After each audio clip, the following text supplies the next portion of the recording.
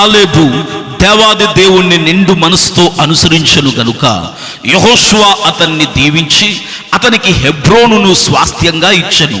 సౌలు దేవుణ్ణి అనుసరింపక ఆజ్ఞలను గైకొనకపోయెను గనుక అతన్ని రాజుగా నియమించినందుకు దేవాది దేవుడు పశ్చాత్తాపపడ్డాడు, చాలా దుఃఖపడ్డాడు.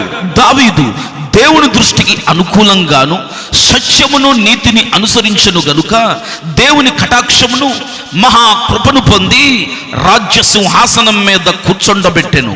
సొలొమోను అస్తరోతు దేవతలను, అమోనీయుల హేయమైన దేవతలను అనుసరించను గనుక సొలొమోను చేతుల నుండి రాజ్యమును కొట్టివేసి 10 గోత్రములకు ఇచ్చెను.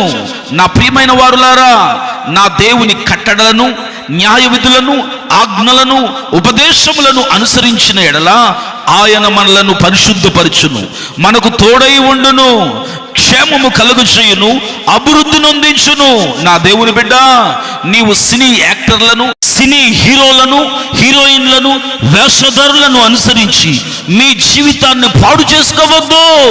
సౌలు సొలొమోను లాగా ఉండవద్దు.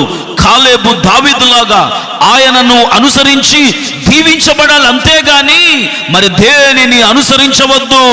నిత్యము ఆశీర్వదించి నిత్య జీవమిచ్చే యేసయ్యను అనుసరించు, నిత్య నరకాగ్నికి వెళ్ళే వారిని కాదు.